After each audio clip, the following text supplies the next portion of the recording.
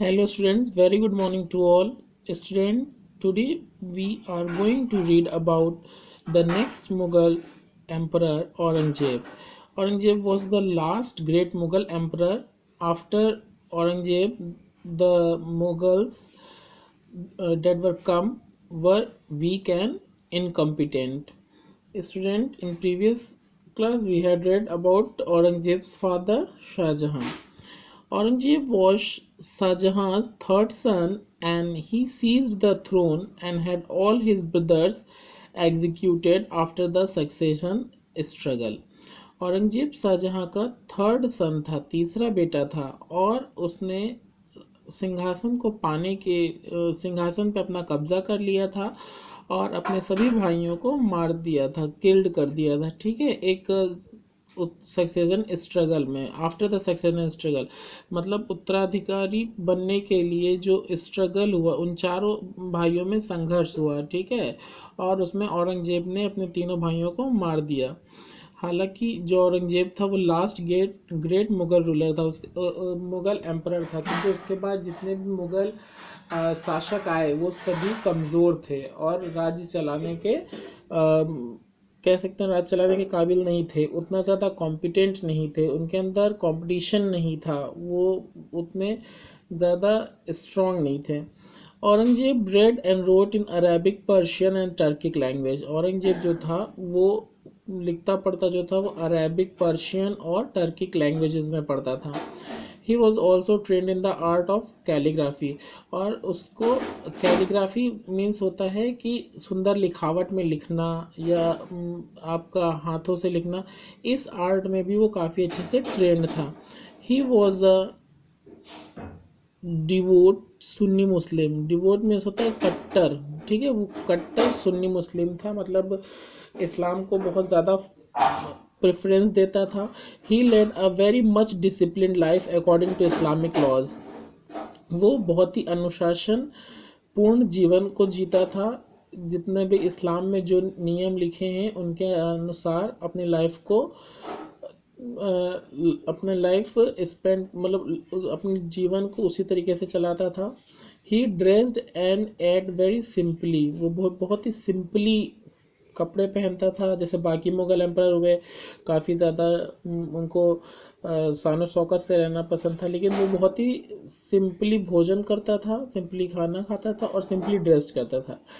He kept fast and slept on the ground, वो रोजे रखता था। फास्ट मीन्स होता है रोजे वगैरह रखना, ठीक है, व्रत रखना, और ग्राउंड पे सोता था और ज़मीन पे सोता था।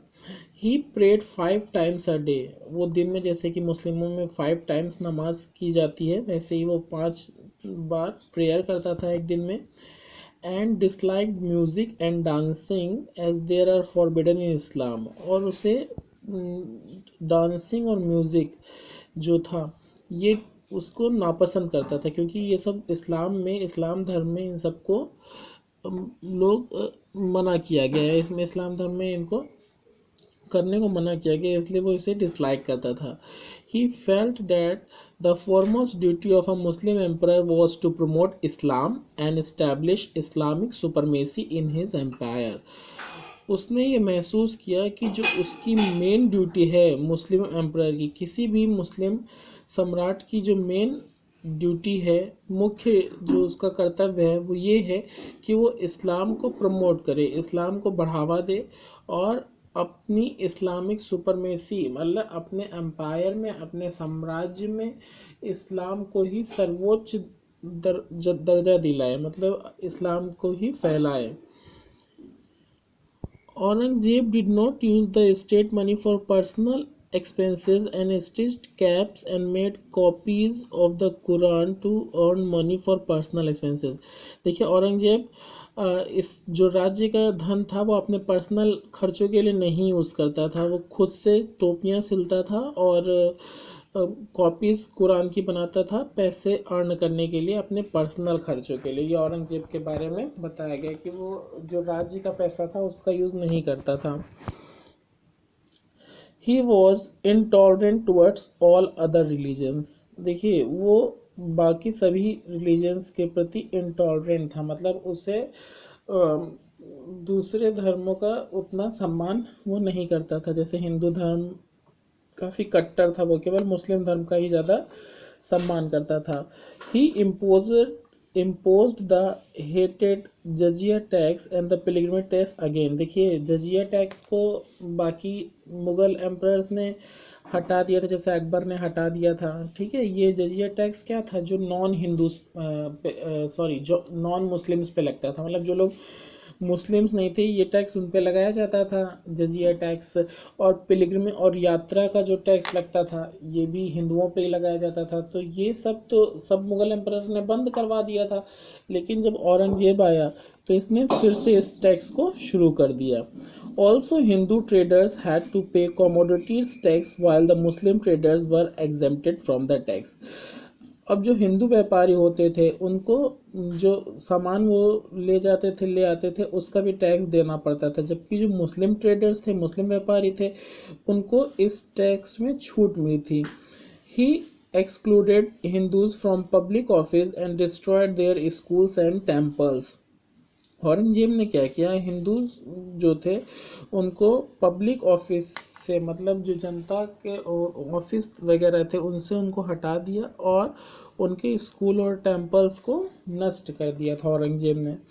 In fact, he destroyed the temples and the idols were carried to Agra and buried under the steps of the mosque in order to be continually trodden upon। और देखिए उसने क्या किया कि जो टेम्पल्स और आइडल्स थे, जो मूर्तियाँ वगैरह थी, जो मंदिर वगैरह जो थे, उनको आग डिस्ट्रॉय कर दिया, उनको तो मंदिरों को तो बर्बाद कर दिया, और जो मूर्तियाँ थी उनको आगरा ले गया और उन्हें मॉस्क मस्जिद के जीनों के नीचे दबा दिया। ठीक है, कि मतलब ये लगातार वो चाहता था कि मूर्तियाँ मस्जिद के नीचे दबी रहें। ठीक है, वो कट्टर मुसलमान था आपका। ठीक है, वो हिंदू धर्म को बहुत हेट करता था, बहुत नापसंद करता था। He ordered the enslavement of Christian missionaries. उसने जो क्रिश्चियन मिशनरीज थे उनको भी अपना गुलाम बनाना चाहा, मतलब जो क्रिश्चियन धर्म को मानने वाले मिशनरीज थे उनको भी अपना गुलाम बनाने के लिए आदेश दिया। His religious intolerance led to many revolts. अब जो उसका ये धार्मिक मतभेद था, ठीक है, केवल अपने धर्म को ही सबसे सुपरमेसी देना और बाकी धर्मों का अपमान करना जो था, उससे कई लोग रुष्ट हो गए, कई लोग गुस्सा हो गए और इसीलिए कई रिवॉल्ट्स हुए, कई विद्रोह शुरू हो गए। The Jats revolted and establish an independent kingdom at Bharatpur. सबसे पहले जाट्स जो थे उन्होंने इनके औरंगजेब के खिलाफ अपना विद्रोह प्रारंभ किया और अपना एक इंडिपेंडेंट किंगडम बनाया। औरंगजेब से हटकर भरतपुर में एक अपना स्वतंत्र राज्य स्थापित किया। The Sikh rebelled against conversion and Aurangzeb killed Guru Tegh Bahadur and fought against गुरु गोविंद सिंह। देखिए अब जो सिख थे उन्होंने औरंगजेब के अगेंस्ट लड़ाई छेड़ दी थी। औरंगजेब ने क्या किया, गुरु तेग बहादुर को, जो कि सिखों के गुरु थे, उनको मार दिया और गुरु गोविंद सिंह से लड़ाई लड़ी। He also attacked Rajput kingdoms of Mewar and Marwar and the Ahoms of Assam.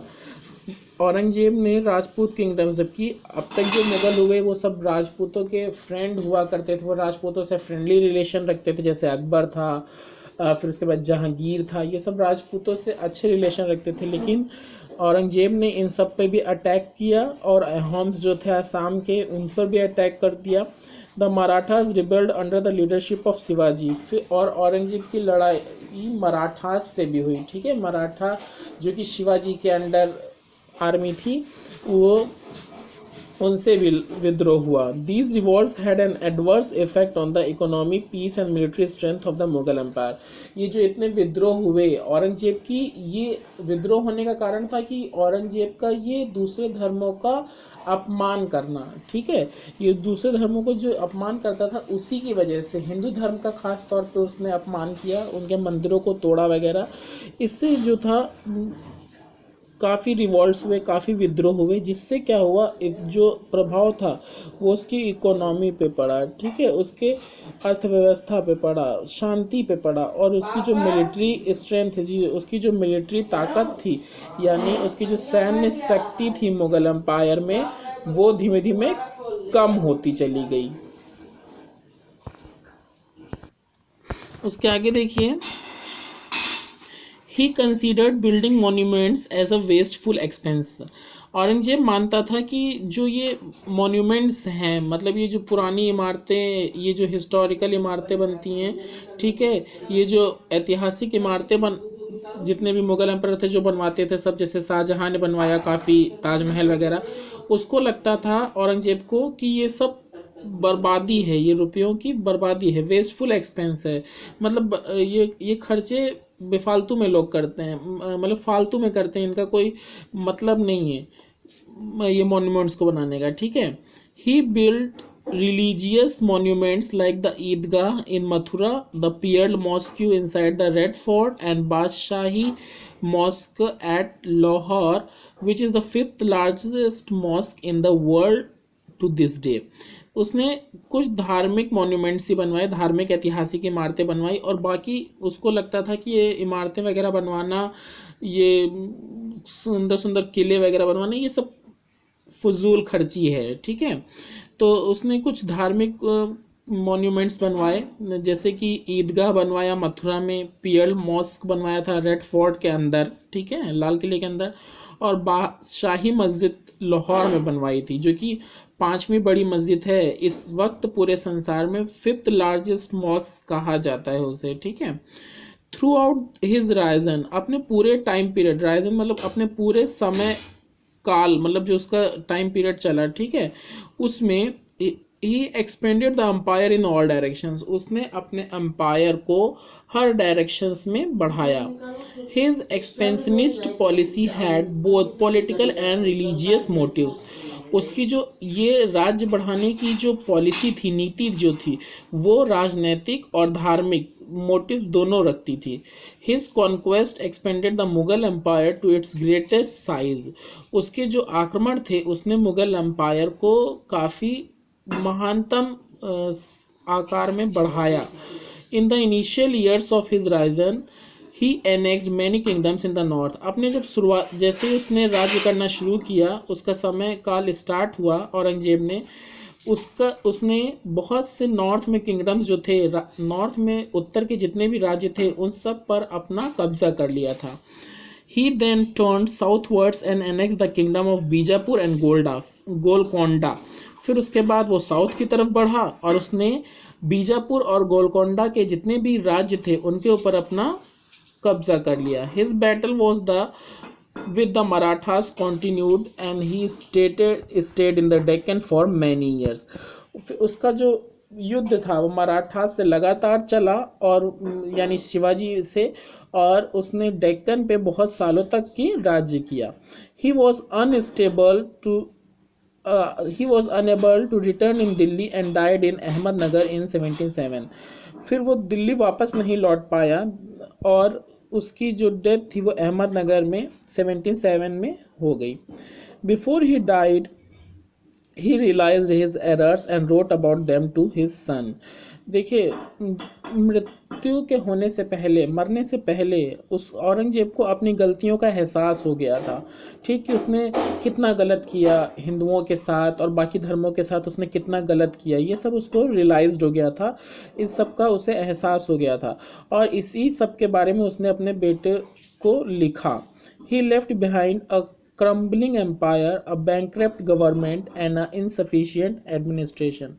अपने पीछे उसने एक ऐसा एम्पायर, एक ऐसा राज्य छोड़ा था जो जिसमें सभी लोग नाखुश थे, उससे कोई खुश नहीं था, एक बैंकरप्ट गवर्नमेंट, एक ऐसा आर्थिक रूप से कमज़ोर सरकार, ठीक है, एंड इनएफिशिएंट एडमिनिस्ट्रेशन, और बिल्कुल इनएफिशिएंट मतलब जो कुशल एडमिनिस्ट्रेशन ना हो, ठीक है, अकुशल प्रशासन। His ruthlessness and intolerance contributed to the weakening of the once great empire, उसका जो ये रथलेसनेस था, लोगों के साथ बुरा व्यवहार, क्रूर व्यवहार और दूसरे धर्मों के प्रति उसका अपमानजनक व्यवहार जो था, उसने उसके एक महान एम्पायर को, एक जो इतना बड़ा साम्राज्य, इतना महान साम्राज्य जो था, उसको कमज़ोर बना दिया था। ठीक है।